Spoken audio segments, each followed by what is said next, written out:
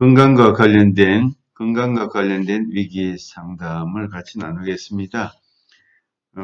건강과 관련해서 갑작스러운 문제가 발생하면 건강과 관련해서 갑작스러운 문제가 발생했을 때 이것은 큰 위기의 문제가 아닐 수가 없습니다. 우발적인 위기라고 할 수 있겠죠. 갑작스러운 건강의 위기, 누구에게나 찾아올 수 있습니다. 오늘날 환경의 위기 때문에 인간에게 여러 가지 건강의 위기가 찾아온다는 말들을 많이 하고 있습니다. 특별히 코로나 바이러스 같은 경우도 환경의 위기 때문에 인간에게 찾아온 큰 세계적인 위기가 아닐 수가 없습니다. 과거에 없었던 여러 가지 질병이 많이 발생하게 되는데 우리 모두 건강에 대해서 깊은 관심을 가지고 또 건강에 유의하면서 건강한 삶을 유지하고 자기 할 일을 잘 감당하는 풍성한 삶을 만드는 것이 무엇보다도 중요할 것입니다. 예를 들어서 갑작스러운 입원, 중병이 발견이 됐다, 응급사태가 발생했다, 사고 등의 원인으로 인해서 여러 가지 건강과 관련된 위기가 가정에서 또 개인에게 발생했을 때 그때 나타나는 위기 문제를 상담자들이 어떻게 다루고 또 어떻게 그 위기를 극복할 수 있도록 지지하며 또 새로운 희망과 또 용기를 주는 상담자로 설 수 있을 것인가에 대해서 우리는 공부하지 않을 수가 없습니다. 저도 가까이서 불과 몇 달 전에 가까이 있던 그 후배가 40대에 불과한데 40대 초중반인데 갑자기 암이 발견되어서 6개월 이상 고생하다가 세상을 떠났습니다. 그렇게 일찍이 상상도 못할 일이었죠. 어떻게 암이 발견이 돼서 많이 치료하고 노력했지만 하나님이 데려가시니까 어쩔 수가 없습니다. 본인은 또 본인 스스로 고통을 많이 겪었지만 또 결혼해서 이제 아들이 둘이 있고 아내가 있는데 그렇게 갑작스럽게 세상을 떠나면 그 남아있는 가족들의 충격과 아픔은 얼마나 크겠습니까? 그야말로 건강과 관련된 위기 상황 속에서 만날 수 있는 여러 가지 아픔, 상처, 분노, 여러 가지 삶의 회복에 필요한 시간들, 상담자로서 깊이 고려해야 할 그런 문제가 아닐 수가 없습니다. 누구든지 중병이 발견될 수가 있죠. 저 같은 경우도 한 10년 전에 아침에 보면 운동을 이렇게 하는데 갑자기 가슴이 조금 아파서 병원에 갔더니만 협심증이 의심이 된다고 큰 병원에 가보라고 해서 조사를 한 적이 있었습니다. 그때 여러 검사를 심전도 검사부터 시작해서 나중에는 MRI까지 이렇게 검사를 했는데 초기 단계에서 계속 심전도 문제라든지 이런 것 때문에 협심증 위험이 있다고 계속해서 그렇게 말을 들었습니다. 그 조사는 한 2주간, 한 달 정도 저도 굉장히 충격을 받았습니다. 늘 건강하다고 생각했는데 협심증, 잘못하면 심장마비 같은 것도 올 수 있기 때문에 굉장한 충격을 받고 한 2주간, 3주간 동안 처음에는 밤에 잠도 잘 오지 않았고 심리적인 요동침, 심리적인 불안이 한참 동안 있었던 기억이 있습니다. 누구든지 인간이라면 이런 중병이나 아픈 문제가 발견되었을 때 충격을 받습니다. 저는 그때 한 2주간 동안 정밀 검사를 하면서 나중에 스텐트를 박아야 되느냐 안 박아야 되느냐 이런 문제 때문에 정밀 검사를 했는데 마침 아직 그 정도는 아니다. 아직 그렇게 심각한 상태는 아니다라는 것이 최종 결과에서 나와서 무사히 잘 넘겼던 기억이 있습니다. 중병이 발견되면 심리적인 충격, 또 가족들에게 미치는 여파, 또 사회활동에 여러 가지 위축됨, 다양한 문제들이 발생하겠죠. 이런 문제 앞에서 우리 인간들이 어떻게 대처할 수 있을까? 응급사태, 사고 같은 것이 일어났을 때 어떤 문제에 대해서도 우리가 민첩하게 또 준비된 자세로 또 그 상황을 잘 극복할 수 있도록 그렇게 나아가는 것이 무엇보다도 중요한 문제가 아닐 수가 없습니다. 또 이런 긴급한 문제가 발생했을 때 또 수술 가능성에 대해서 본인은 굉장한 불안도 따라옵니다. 수술을 받아야 될 것인가? 수술을 받으면 어떻게 될 것인가? 살아날 가능성이 있는가? 또 경제적인 문제와 부담감도 대단합니다.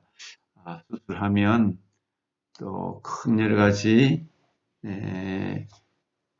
여러 가지 진단과 또 조사하는데 다양한 방법들이 동원되기 때문에 경제적인 부담도 상당히 클 수 있는 거죠. 물론 이런 것을 대상으로 예비하기 위해서 보험에 드는 사람들이 많이 있고 요즘에는 다양한 보험들도 많이 있습니다. 물론 보험이 있다고 해도 사람들 마음속에는 이 불안과 두려움을 극복하는 데는 여러 가지 한계가 반드시 있고 분명히 시간이 필요하고 지지하는 사람, 함께 해주는 가족들의 여러 가지 도움이 절대적으로 필요한 것은 분명한 사실입니다. 가족들의 긴장과 초조, 신경질적인 반응. 우리 환자는 초기에 굉장히 예민합니다. 불안하기 때문에, 두렵기 때문에 자신의 생명과 관련이 되기 때문에 굉장히 신경질적인 반응, 아주 위기 반응을 많이 보이게 되는 거죠. 며칠 전에 이웃집에서 갑자기 그 119 사이렌 소리가 나서 보니까 그 이웃 한 분이 중환자인데 갑자기 숨을 쉬지 않고 쓰러져 있어서 가족들이 동동거리고 또 119 신고를 해서 119 차가 왔는데 급박하게 이제 응급처치를 하고 또 이제 가슴에 손으로 강하게 누르면서 응급처치를 하면서 몇 분 동안 심장박동이 되도록 조치를 하니까 이제 회복이 되는 것을 보았습니다. 굉장히 위기를 만나면 불안하고 두렵고 긴장하고 초조하고 정말 세심한 관리가 필요한 부분이 아닐 수가 없습니다. 그래서 상담자는 관심을 가져야 할 부분들이 몇 가지 이제 정서들이 있겠죠. 이런 가족들이나 위기를 만난 환자들이 불확실한 장래에 대한 두려움이 있다는 것, 아주 두려움이 크다는 것에 대해서 분명히 관심을 가져야 되고, 이 두려움과 불안한 마음을 어떻게 처리하고 어떻게 다루어야 할 것인가, 그런 문제가 있겠죠. 또 정체성 상실, 건강한 사람도 그러니까 위기를 만나고 건강의 위기를 만나고 입원을 하고 당분간 활동을 하지 못하게 되면 정체성 상실이 될 수 있습니다. 자기 역할을 못하는 것은 나는 어떻게 될 것인가, 내가 오랫동안 장애인이 될 것인가, 하나님의 부르심을 받는 건 아닌가, 이런 위기 문제, 불안 문제 때문에 자신의 삶의 태도에 대해서, 가치관에 대해서, 삶의 영역에 대해서 흔들리기 때문에 정체성이 상실되는 거죠. 또 자신의 능력이 또 없어진다, 상실된다. 나는 이제 이것도 못하고 저것도 못하는 것이 아닌가. 특별히 어떤 큰 사고를 만나서 다리를 다쳐서 장애인이 됐다, 팔이 절단이 됐다. 만약에 그렇다면 능력이 엄청나게 상실이 되어서 나는 이제 앞으로 장애인으로 어떻게 살아갈 것인가. 이런 위기의식, 불안의식이 아주 크다는 것을 기억을 해야 됩니다. 어떻게 위로할 것인가. 상실에 대해서, 정체성, 능력, 또 신체 상실에 대해서 어떻게 위로할 것인가. 어떻게 지지해 줄 것인가. 어떻게 희망의 상담자로 설 것인가. 이것이 상담자의 큰 숙제가 아닐 수가 없습니다. 또 경제적인 불안, 나는 그럼 앞으로 이런 장애인으로 이런 중환자로 어떻게 살아갈 것인가, 경제적인 여러 가지 문제가 있겠죠. 죽음에 대한 공포도 분명히 찾아오게 될 것입니다. 불공평한 운명에 대한 분노. 왜 하필 내가 이렇게 됐을까? 그때 내가 조금만 참았으면 이런 사고를 만나지 않았을 텐데, 내가 음식을 늘 인스턴트 음식을 먹지 않고 좋은 음식을 먹었더라면 이렇게 중병이 생기지 않았을 텐데, 얼마 전에 사망했다는 그 후배도 어, 인스턴트 음식을 많이 먹었던 자신에 대해서 후회를 많이 하는 것을 들었습니다. 그리고 암이 발견된 이후에는 인스턴트 음식을 전혀 보지도 않고 먹지도 않고 했는데도 불구하고 어떻게 회복이 되지는 못했습니다. 참 안타까운 일이죠.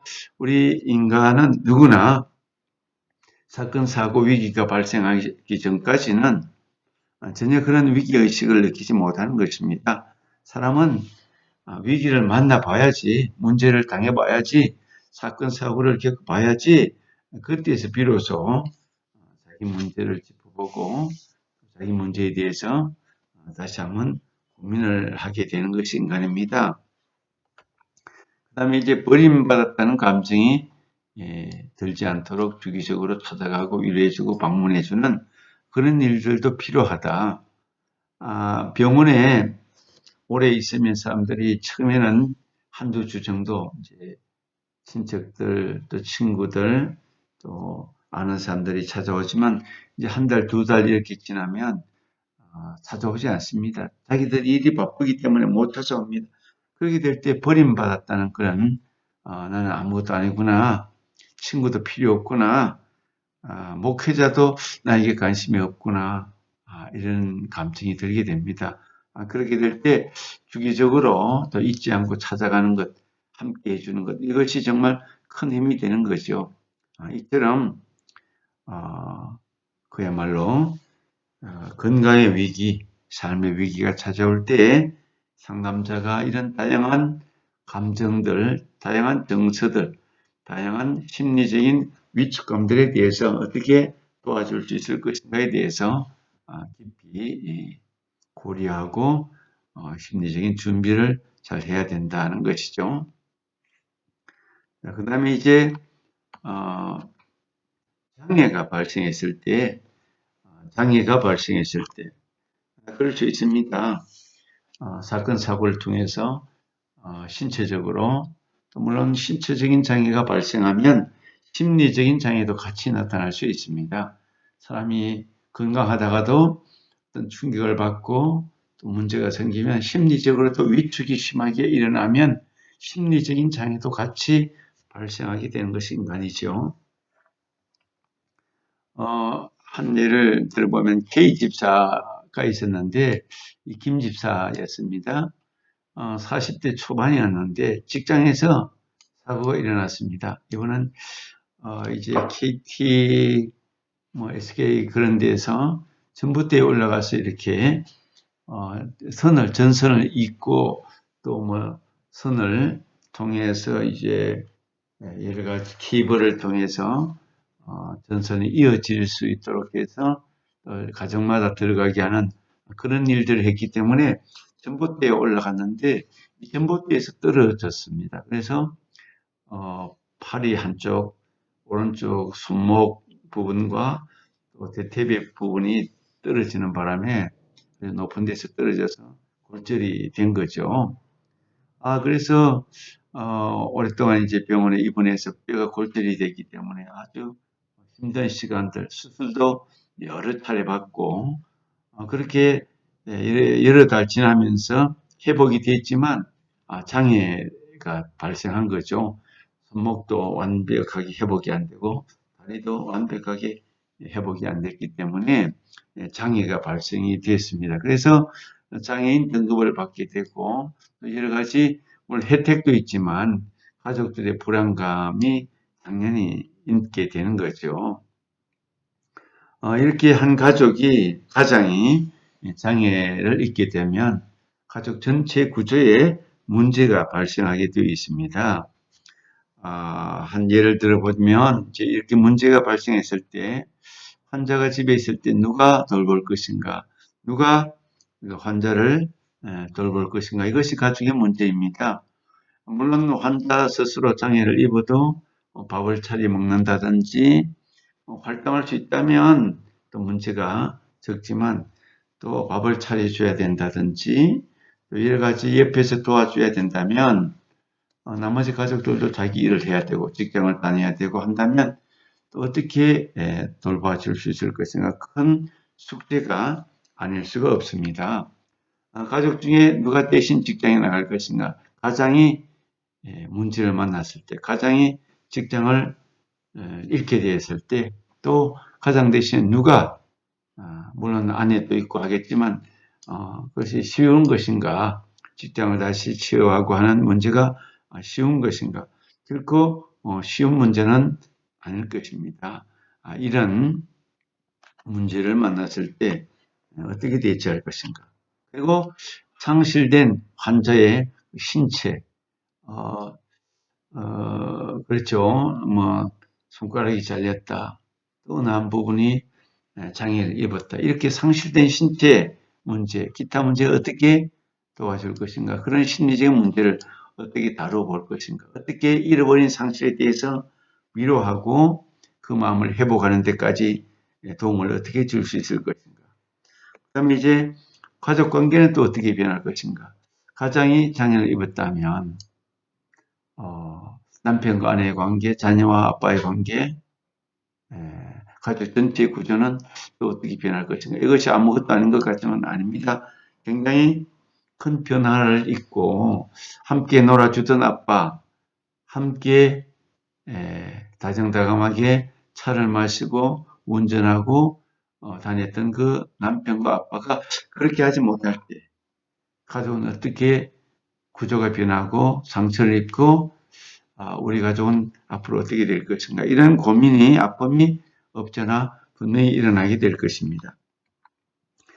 장애인은 어떻게 또 적응할 것인가. 그동안 건강하게 살아왔는데 장애를 입게 돼서 앞으로 인생을 어떻게 살아갈 것인가. 상당한 시간 동안 장애인으로 적응하고, 또 자기가 장애인 정체성을 받아들이고, 또 장애를 가지고 다른 친구들이나 사회인들과 접할 때 그들이 바라보는 시각, 그들이 바라보는 시선을 어떻게 피하고 또 담대하게 이겨낼 것인가. 이런 심리적인 문제가 심각하지 않을 수가 없습니다. 그 다음에 가족들과 역할 변화는 어떻게 될 것인가. 네. 역할 변화, 아빠의 역할을 대신 엄마가 해야 할 것인가, 또 아빠가 하지 못하는 부분을 아들이 해야 할 것인가, 이런 부분들이 나타날 수 있겠죠. 가족 전체가 병들 수 있는 가능성도 있다. 이것이 아빠의 어떤 문제, 장애의 문제가 가족 전체가 원활하게 자기 기능을 하지 못할 때, 아빠의 빈 공간이 채워지지 않을 때 가족 전체가 교제나 사귐이나 역할이나 경제적인 문제나 병들 수 있는 가능성이 있다는 것을 생각해 볼 수도 있을 것입니다. 그리고 장애인이 사회적으로 받을 수 있는 혜택도 있다. 예. 그런 부분들도 있다는 것을 상담자는 종합적인 것을 다 이렇게 고려하고 생각하지 않을 수가 없습니다. 그래야만 우리가 인간은 참 심리적으로 복잡하고 예민하고 다양하고 그런 것들을 돕기 위한 상담자로 선다면 상처 입은 마음, 연약한 마음, 삐뚤어진 마음, 왜곡된 마음을 다시 곧게 하고 낫게 하고 회복시켜서 건강한 사람으로 다시 한번 완성된, 회복된, 치유된 사람으로 자기 삶을 살 수 있도록 돕는 것이 상담자의 역할이기 때문에, 이런 장애가 발생했을 때 그까지 어떻게 도울 것인가에 대해서 깊이 생각을 해볼 수가 있어야 되는 거죠. 그래서 우리 건강과 관련되고 장애와 관련됐을 때 우리는 자기 건강을 위해서 오늘날은 젊은이나 나이 많은 심지어 노인들도 70대, 80대들도 헬스장에 가보면 할아버지 할머니들도 운동하는 것을 종종 봅니다. 요즘에는 자기 건강 관리에 대해서 굉장히 신경을 많이 씁니다. 그래서 우리 학생들도 지금 건강하지만 꾸준히 좋은 습관, 운동하는 습관, 자기 건강에 대해서 세심한 배려와 관리하는 습관이 필요하고 이것이 평생 동안 건강하게 사는 것이 건강하게 살려고 노력해도 위기를 만날 수 있고 또 질병이나 사건 사고를 만날 수 있지만 그럼에도 불구하고 건강에 대해서 깊은 관심을 갖는 것이 중요하다 그렇게 생각이 되는 거죠. 신체 장애를 가졌을 때 두 가지의 목표를 우리가 생각해 볼 수가 있습니다. 하나는 물리치료를 통해서 다리나 팔이나 이렇게 다쳤을 때 신체 기능을 다시 재활 기능을 통해서 회복하려는 그런 노력을 열심히 하죠. 이건 당연한 거죠. 병원에서도 물리치료라든지 회복을 위해서 최선을 다해서 노력할 것입니다. 본인도 그런 의지를 가져야 할 것입니다.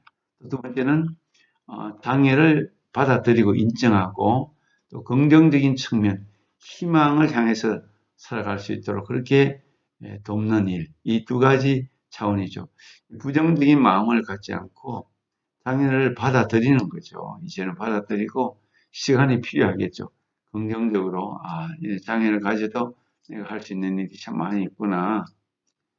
외국인들은 장애인들에 대한 시설과 배려가 참 많은데 우리나라도 점차적으로 장애인들도 취업하고 장애인들이 행할 수 있고 활동하고 참여할 수 있는 시설들도 많이 준비가 되는데 아직 부족한 부분이 많이 있을 것입니다. 상담자가 관심을 가져야 할 중요한 정신 문제는 이렇게 장애가 발생했을 때 나는 쓸모없는 사람이 되었다는 느낌, 그런 거에 대해서 도와줘야 되죠. 아니다. 아직 할 일이 너무 많다. 희망을 전해주는 것. 삶에 대한 자신감 상실에 대해서 어떻게 도와줄 것인가 라는 것을 깊이 생각해 봐야 되고 또 경제적인 무능력감. 예.